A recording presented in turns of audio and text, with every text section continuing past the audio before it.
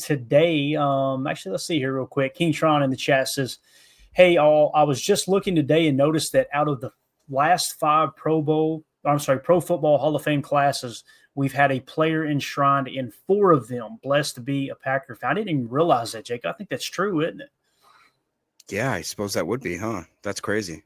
That's awesome, dude. Absolutely awesome, man. So appreciate the nugget there, Tron. You are the man. All right, let's dive into it, man. Let's start off with injuries here real quick, okay? And you guys know this is going to kind of set the tone for practice, or did set the tone for practice earlier today. And obviously, you want to play it safe. You don't want to get anybody out there at family night that may tweak an injury. Let's just get everybody kind of as healthy as quick as possible. Get the reps in for the players that you need to get the reps in, especially in the preseason, to get to see them go up against other teams in joint practices, the whole 9 yards. So Packers training camp practice number 8. This is Wes Hodkiewicz put this tweet out. New did not participate. All right, so these are the guys that sat out for the first time today. Cornerback Nate Hobbs with a knee, wide receiver Jayden Reed with the toe, tackle Rasheed Walker with the groin, offensive lineman Travis Glover with the shoulder, cornerback Kamal Hadden with the hip, defensive line Aaron Mosby with the groin, and wide receiver Sam Brown Jr. with the groin. Other DMPs were Marshawn Lloyd with the groin, Christian Watson obviously with the knee, Colin Oliver still getting healthy with that hamstring, and John Williams with the back injury. I will say this, Jayden Reed did participate today. I think Wes had kind of corrected himself a little bit later in the practice. But when you look at those injuries, Jacob, this is nothing. I think it's awesome, man, that you look around the league.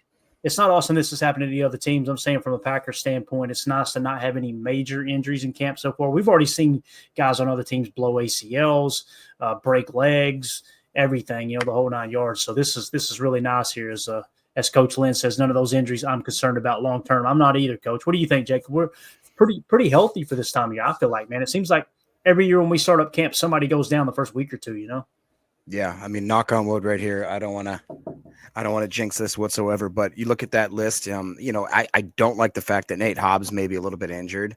I don't like the fact, obviously, that Walker. I'll speak for Emilio and say that I hate that Glover has any sort of issue. Kamal Hadden, Aaron Mosby, Sam Brown. A lot of those guys, are they necessarily going to be starters? And on the back end there, not necessarily, but obviously we want everybody to stay healthy. But at this point in the season, going into family night, I do think that we are pretty blessed that we have not had any major types injuries. So consider me happy. Yeah, I completely agree. Now, the Rasheed Walker thing, that's the one that was really interesting today. I don't want to create any kind of speculation or rumors that don't, have any truth to them. But the tone I got from some folks was, did he really hurt his groin? Or is this more about, let's get Jordan Morgan some reps, right? And it's important that's another reason why we need to stay plugged in with what's actually going on too, because you could look at just the snap count today if you didn't know about the injury report and think, has Jordan Morgan passed Rasheed Walker at left tackle, right? Not the case.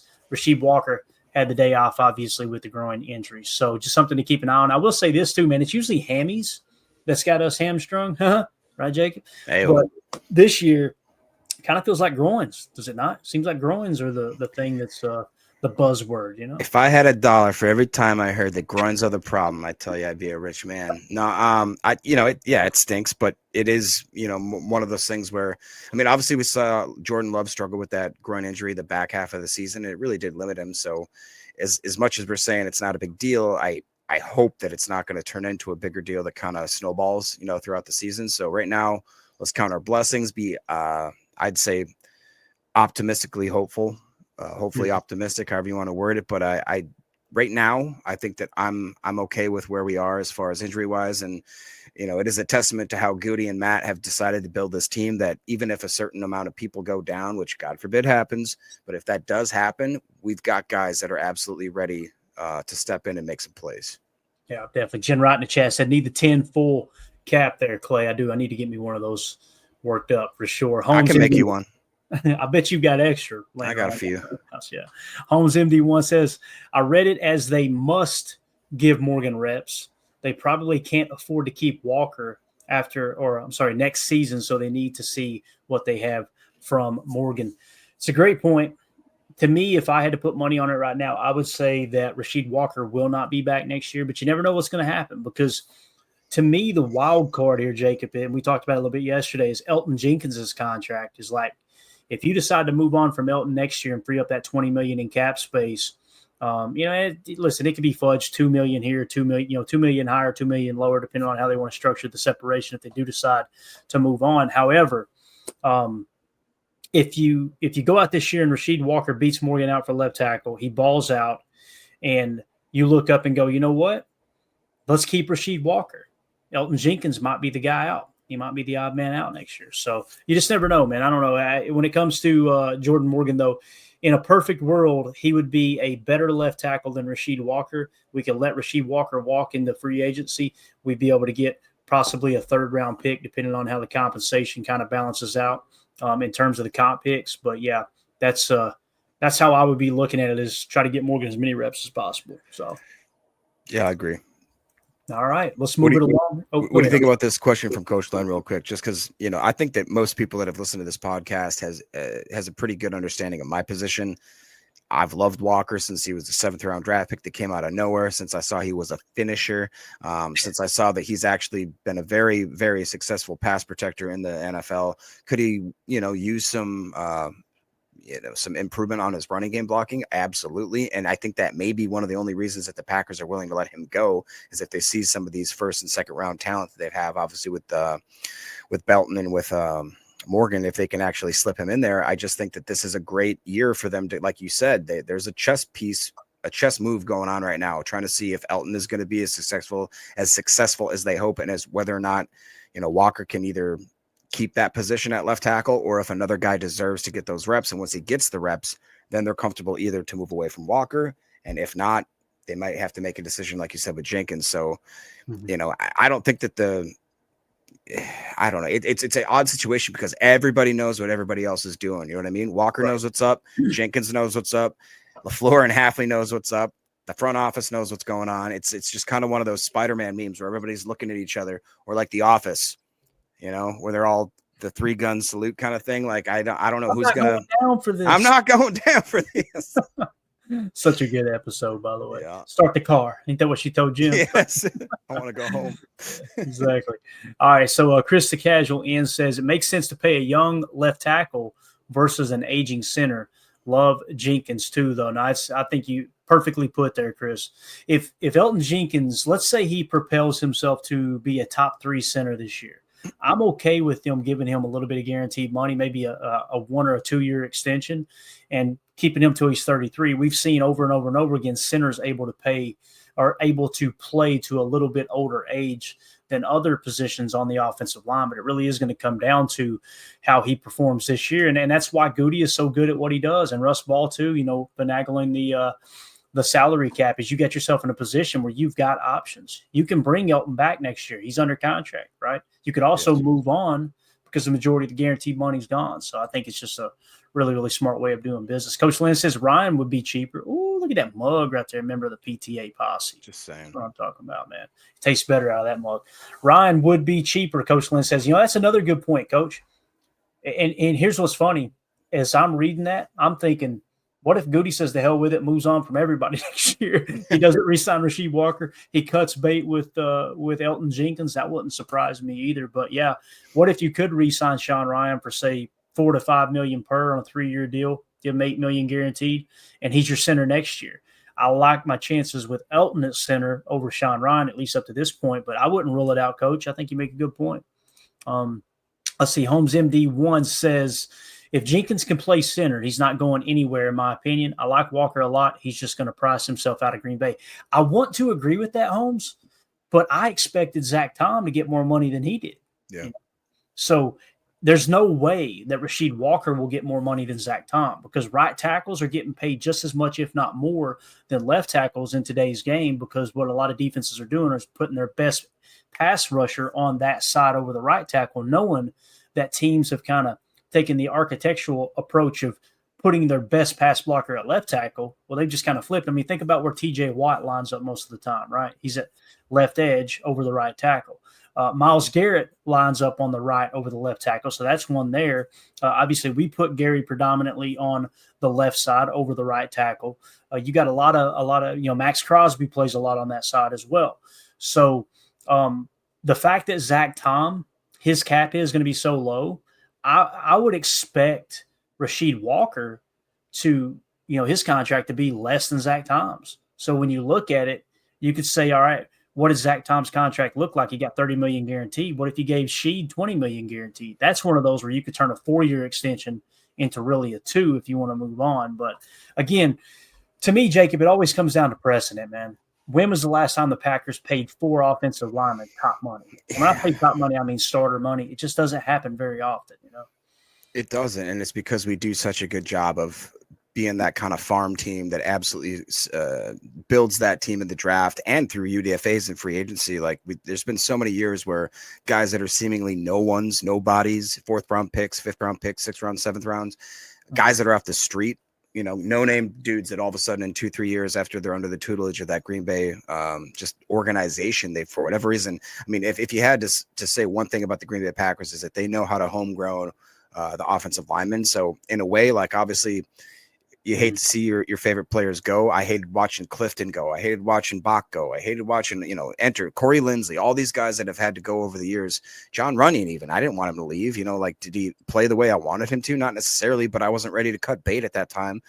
Thank God I'm not a GM of the Green Bay Packers, right? So I have faith in the system, and if you want to call me a bootlicker or a homebody or whatever you want to say, fine. I'll take that, label it right over my forehead. That's fine with me. But I really do have faith in the Packers and the way that they can absolutely put together the best front 5 pretty much every year. Right. And H.E. Soder says, yeah, but the offensive tackle position just reset upwards after Tom signed. That's the thing, especially in-house, Soder.